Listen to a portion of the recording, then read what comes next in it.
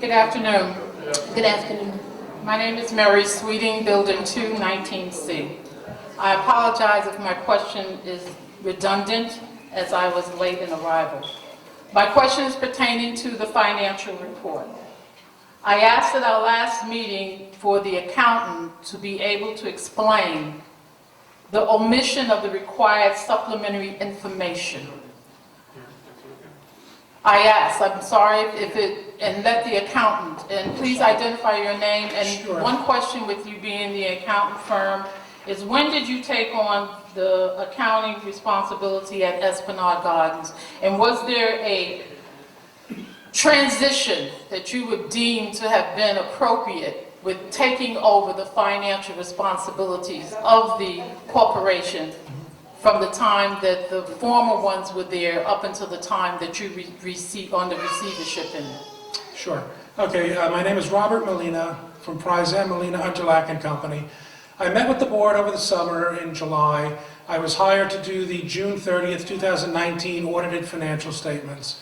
Part of the rules of the accounting rules require that we reach out to the prior accountant to request information. So we requested opening balances and certain schedules from the previous accounting firm, and they complied as they're supposed to do.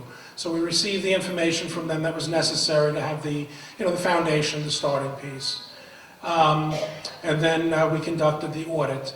As to the other question that came up earlier today, but the short answer to that is that we have one building out of 300 that publishes the study in the back of the financials. In order to do so, you would have to go out and hire an engineer to come up with an evaluation of the remaining useful lives of all the components of the building and publish it in the financials. And for a building this size, it would probably be 30, 40, maybe 50,000 a year to get this updated study put in there, which is a lot of money to spend on an annual basis for information that may or may not be accurate. You're in the middle of several large capital projects, as you know. The board is on top of that, as well as management, and HPD is involved in all these meetings, and HDC as well, to oversee those major capital projects. Okay, pardon my layman question. Mm-hmm. If you're to say to me that the cost factor for the assessment of the value of the buildings, being that we have 6 of them, that only one was used, so you said it would be approximately 30 to... When I say building, I meant the complex. The complex. Sorry, not 100. So, okay, the complex is 6 buildings, 1,872 apartments, not including the commercial spaces, not including the swimming pool. I don't think that $30,000 to $50,000 is a lot of money when you look at the cost that we're incurring for what we consider to be capital improvement. I think that if anyone is coming into any venture to take on a capital improvement, they would like to know what the assessment value is of the property that they're investing in. So I would think that that should have been done. Can you tell me why, based on what my analysis is, why it was not done, other than the $30,000 to $50,000? Again, the general practice in the city is not to publish that study in the financials. We have one building out of 300 that does that.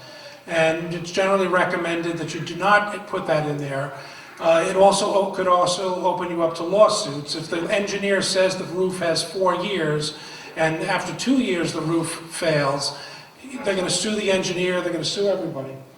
So that's the estimate, because these are rough. Practical answer to your question. Okay. Right, the practical answer is that the engineers can only see so much when they do an analysis of the building, and they're estimates. And once you put it in a financial and it's a definitive, people are going to think it's a definitive when it's really an estimate. Okay, I understand that. But moving forward again, and pardon me again if my question is late, that is, that with all of the capital improvement, we do have engineers that come up and do an assessment as to what the problems are.